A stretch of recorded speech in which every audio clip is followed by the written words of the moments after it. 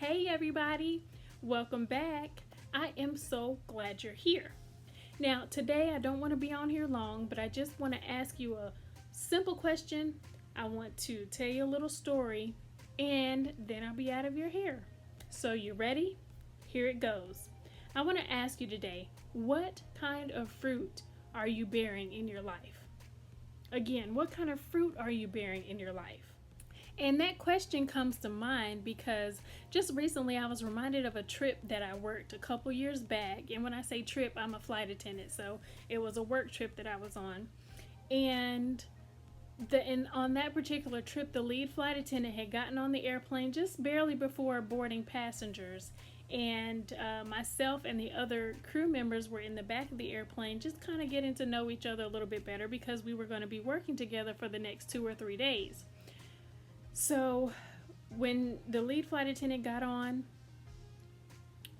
she didn't look back there and give us a wave. She didn't smile. She didn't come back and introduce herself or anything like that.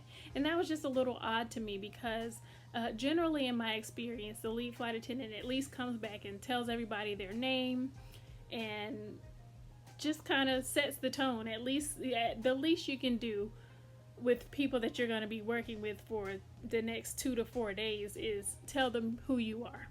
So because I was in the position that I was working, I was going to be working most closely with her. So right before boarding, I went up and I just kind of introduced myself, and she was a little standoffish. So that her first impression, it was a lasting one, and we know how that saying goes. Now, later on during the trip, I noticed that she was carrying and reading her Bible. She was singing hymnals and all that. And I was just a little confused because as a fellow believer, I didn't really, I guess, understand her angle. And again, first impressions are lasting ones, so if those two other people who we were working with were not believers and they saw her carrying her Bible and singing hymns, heard her singing hymns and things of that nature, what is going to be their assumption about maybe every believer?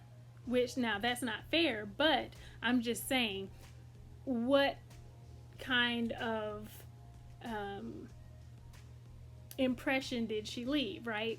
So, and I don't want to judge. I'm not judging her because maybe it wasn't a good day for her. Maybe she had been working a lot of hours. Maybe she was tired dealing with the public, especially nowadays, can be very stressful. So, and you just don't know what people's situations are. So I'm not saying that I didn't extend grace to her or anything, but just that interaction with her made me think, what kind of fruit am I bearing on a daily basis, So I think a lot of times we kind of go through the motions, and I think that's why a lot of people in my generation and maybe generations after me are kind of stepping away from the church.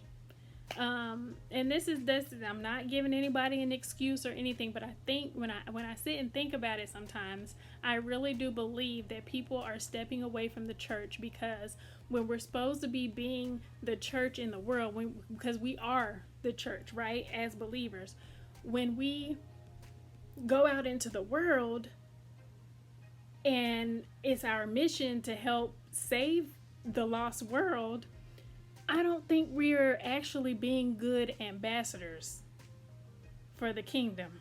You know what I mean?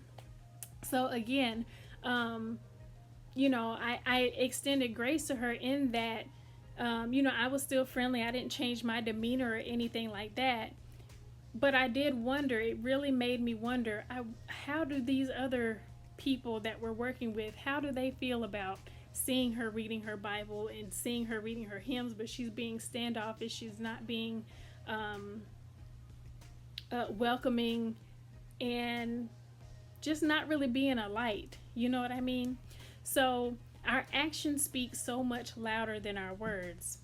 And there have been times when I've even been volunteering at churches and things like that, and I might hear somebody say, oh, I'm a woman of excellence, or I'm a man of excellence, and things like that, but the way that they treat others, the way that they talk to others is not so.